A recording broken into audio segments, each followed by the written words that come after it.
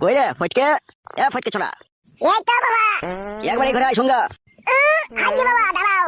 হুরে বাচ্চা, খালি কাজের সময় হাগে। হয়ে গেছে বাবা। আইবে সামনে তাড়াতাড়ি। শোনো বিয়ান, ওরা বাড়ি থেকে চলে যাওয়ার পরে আমরা দুজনে গিয়ে সোজা বিয়ে করে চলে আসবো, বুঝতে পেরেছো বিয়ান? তুমি তো আমাকে বিয়ে করবে আর বিয়ান বলে ডেকো না। আমার থেকে তোমার বুদ্ধি বেশি তো মনে হয়েছে। বাবা টুকি। তোর বউকে শুধু ডাক। কেন? ডাকতে বললাম ডাক, কথার উপরে কথা দিবি না। বিয়ান, তাহলে আজ থেকে আমরা দুজনে স্বামী স্ত্রী হয়ে যাবো, বলো বিয়ান? আগে হই তবে তো। আরে হইতে আর বাকি কি বিয়ান? এটা কি হলো? কারো ঘরে ঢুকতে গেলে না আগে সারা দিতে হয়, সেটাই দিলাম। এখানে আয়, আমার কাছে আয়, শোন। না আমি যাবো না বাবা, তুমি চালাবা। ওবে মারবো না বে, এর আয় শোন।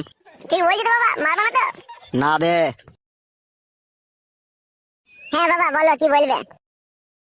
শোন, একটা কথা বলছি। হ্যাঁ বলো, কি বলবে?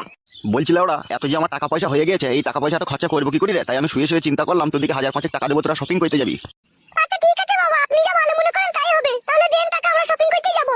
এই দেদুমারানি, তুই বাবাকে চিনিস না? বাবার নিশ্চয়ই কোনো কুমতলব আছে, আমাদেরকে শপিং করতে পাঠিয়ে দিয়ে বাবা কোনো খারাপ কাজ করার ধান্দা করছে।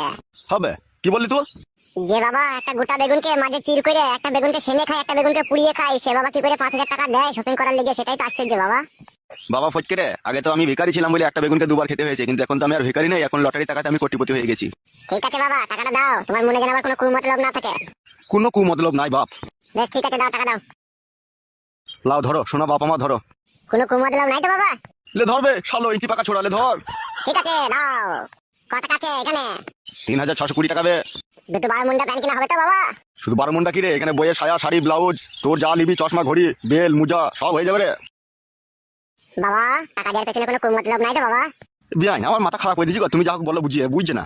না না বাবা জামাই, তোমার বাবার অনেক টাকা পয়সা হয়েছে, উনি টাকা পয়সা নিয়ে কি করবে? তাই তোমাদেরকে দিলেও কিছু বাজারঘাট করে আনো, খাওয়া দাওয়া করো, একটু ঘুরে ফিরে এসো।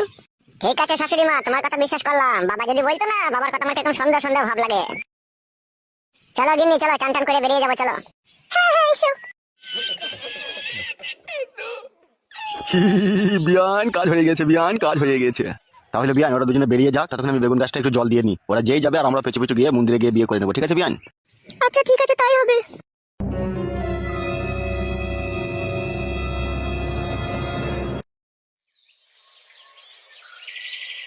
বাবা ও বাবা। হ্যাঁ রে বল। তাহলে আমরা যাচ্ছি বাবা শপিং করতে। হ্যাঁ আচ্ছা ঠিক আছে, যা সাবধানে যাবি। ঠিক আছে বাবা, আমরা সাবধানে যাবো, তুমি যেন সাবধানে থাকবে বাড়িতে। যা রে যা, অত চাপ নাই, আমি আছি তো, যা। তোমাকে আমার খুব সন্দেহ মনে হচ্ছে। যেতে বললাম যা, বাড়া রাগাই না, যা। চলো গিন্নি চলো। হ্যাঁ চলো।